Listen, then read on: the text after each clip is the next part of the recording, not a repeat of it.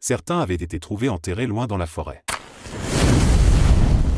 Garde forestier, quelles sont vos histoires les plus effrayantes ou inexplicables? Je ne suis pas garde forestier, mais mon oncle l'était. Il racontait toujours que lorsqu'il travaillait dans le Montana, il se trouvait à une distance de 5 ou 10 km de la ville, vraiment paumé dans les bois. Il se souvient d'avoir monté en VTT au sommet d'une colline assez importante qui surplombait une vallée. Entre tous les arbres, il y avait une clairière qu'il pouvait voir à travers ses jumelles, à travers lesquelles il voyait une dame âgée habillée en noir, entourée de 6 loups. Il est à bonne distance de la femme, mais il se met à crier, à klaxonner, etc. Il descend la colline aussi vite qu'il le peut, mais lorsqu'il atteint la clairière, il n'y a plus personne. Pas de loup, pas de femme, seulement un anneau d'argent avec une pierre noire au milieu. Il l'a encore aujourd'hui. Je suis garde forestier depuis 20 ans et je travaille dans un parc désertique assez éloigné de la civilisation. L'incident s'est produit avant que je n'arrive, mais les autres gardes forestiers avec lesquels je travaille étaient là. Ils sont allés faire une patrouille pendant l'été, notre basse saison, sur l'un de nos terrains de camping rarement utilisés. Lors d'une patrouille, notre garde chargé de l'entretien a trouvé une voiture brûlée sur l'un des sites. Le désert étant un endroit étrange, il a appelé le shérif et a attendu. Le shérif arrive et il s'avère qu'il y a un corps sur le siège du conducteur. Sans bras ni jambes. Juste un torse et une tête. Brûlés.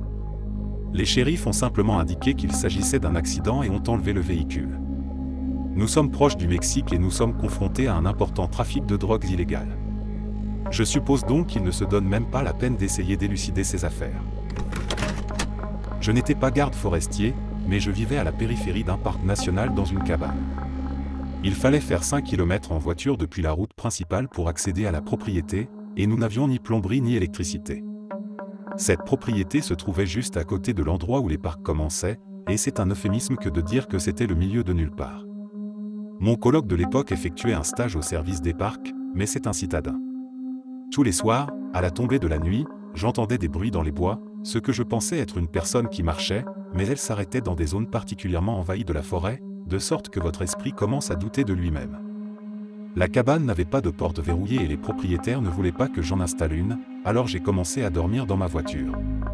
Je garais ma voiture à plus d'1 hectare de la cabane et de l'endroit où j'entendais quelque chose. J'ai recommencé à entendre ces bruits de pas. J'ai déménagé quelques jours plus tard et mon coloc, qui pensait que j'étais fou, est resté et dormait toujours là, sans porte verrouillée. Il a été cambriolé, non pas une fois, mais 2 fois après mon départ. Il a donc fini par installer des caméras à déclenchement de mouvement. En fait, il y avait un homme armé d'un long fusil qui se rendait sur la propriété, s'installait dans les buissons et nous surveillait presque tous les soirs depuis des mois. C'est la fin du printemps, de fortes pluies ont inondé la digue et les terrains de chasse publics, alors j'ai l'idée d'aller pêcher dans les bas-fonds avec un pote. Nous nous sommes bien amusés, mais nous n'avons rien attrapé et il commence à faire nuit, alors nous allumons un feu pour nous sécher avant de rentrer. Alors que la lumière du soleil disparaît, nous entendons au loin quelque chose que je ne peux décrire que comme un cri à glacer le sang. C'était le cri d'une petite fille. Des brindilles claquent. Puis ce cri à nouveau, mais beaucoup plus près, nous l'avons entendu, peut-être à 30 mètres de la limite des arbres. 6 ans plus tard, je suis en pause déjeuner et je raconte cette histoire à mon chef. Il consulte une vidéo sur YouTube et me fait écouter le même cri. Il me donne le téléphone et je vois un puma, qui fait ce bruit juste avant d'attaquer sa proie. L'un de mes meilleurs amis de l'université était géologue et a fini par devenir garde forestier dans le sud. Je ne lui ai pas parlé depuis des années, mais je me souviens qu'il y a environ 8 ou 9 ans, il me parlait d'un vieux couple marié qu'il avait récemment aidé. Il les avait vus venir au parc plusieurs jours de suite et avait découvert qu'ils venaient de l'Ouest et qu'ils s'étaient fiancés là plusieurs décennies auparavant. Ils cherchaient l'endroit qu'ils avaient photographié et où ils l'avaient demandé en mariage, mais ils n'y arrivaient pas. Après avoir examiné les photos et compris à peu près où ils essayaient de se rendre, il les a accompagnés dans son véhicule, puis a marché avec eux jusqu'à l'endroit qu'ils pensaient être l'endroit. Ils l'ont trouvé, et il les a laissés là pour retourner à son poste à l'entrée. Il a dit qu'il avait eu un sentiment étrange à son retour. Au moment de fermer, il ne les avait toujours pas vus partir. Il l'a donc signalé, a laissé son assistant attendre à la cabane de l'entrée et est retourné à l'endroit où il les avait laissés. Il les trouva tous les deux allongés sur la berge de la rivière, l'un à côté de l'autre. Aucun des deux n'était vivant.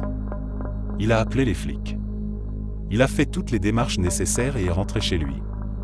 Plus tard, il a appris que la femme était atteinte d'un cancer en phase terminale et qu'ils s'étaient tous deux suicidés en ingérant une sorte de mélange de produits chimiques et de pilules. Ils avaient simplement choisi de le faire à l'endroit où ils s'étaient fiancés. Mon pote n'était pas bouleversé par cette histoire. Il était évidemment triste de les voir mourir, mais il a dit qu'il pensait qu'ils n'avaient pas demandé d'aide plutôt parce qu'il ne voulait pas qu'on pense qu'ils les avaient aidés à se tuer. J'ai travaillé pendant quelques mois comme garde forestier dans la forêt de l'État de ma région. La chose la plus effrayante que j'ai vue, c'est un pauvre jeune homme qui s'est pendu au cours de ma 2e semaine de travail. Les choses les plus inexplicables que j'ai vues, c'est quand on trouvait des vêtements d'enfants soigneusement pliés et abandonnés sur les sentiers ou des paires de chaussures neuves au milieu des rochers. Il y avait tout simplement un sentiment général malaisant.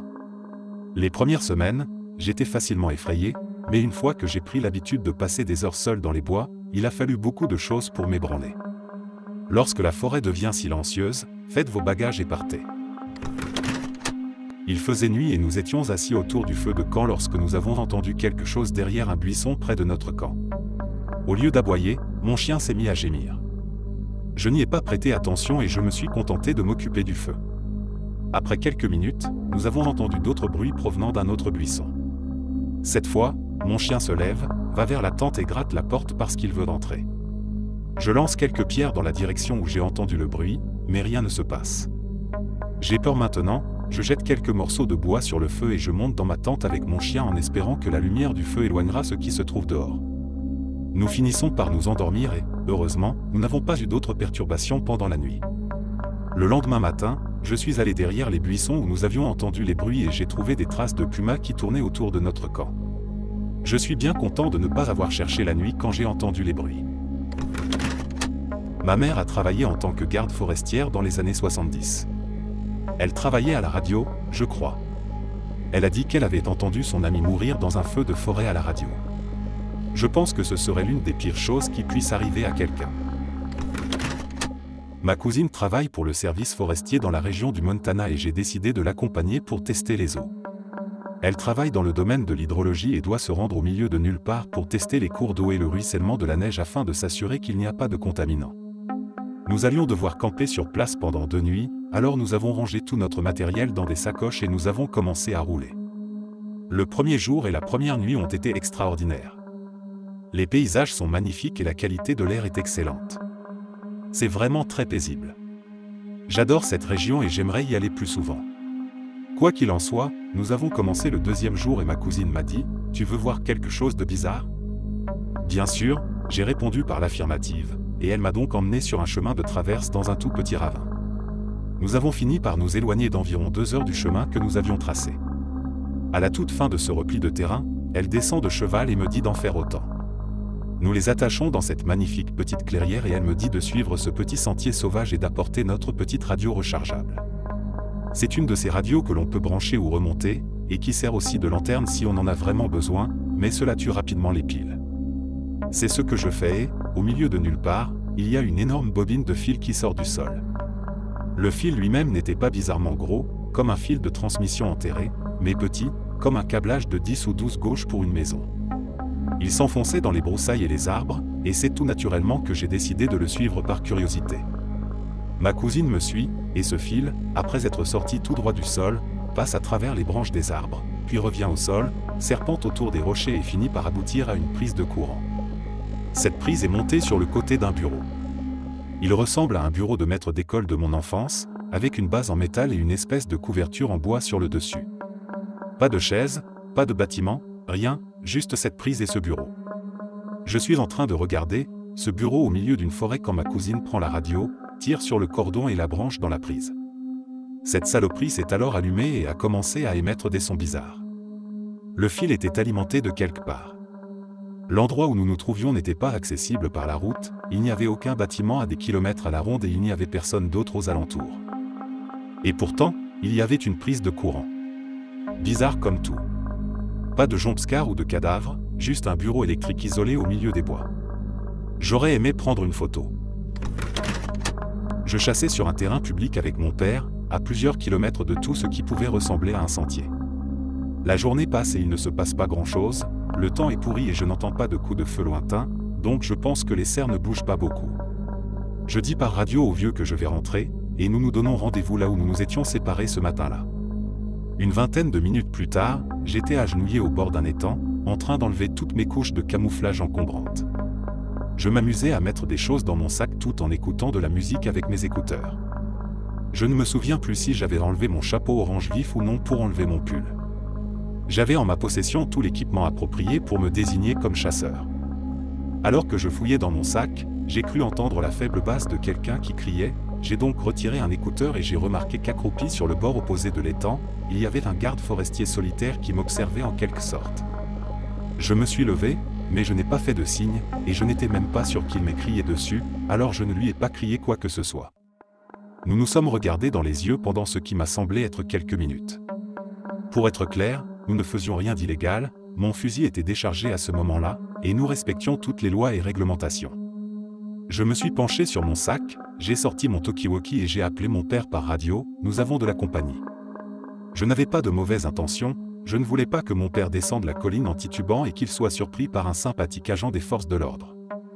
Lorsque j'ai levé les yeux, peut-être 15 secondes plus tard, le garde avait disparu. Je veux dire qu'il était complètement parti.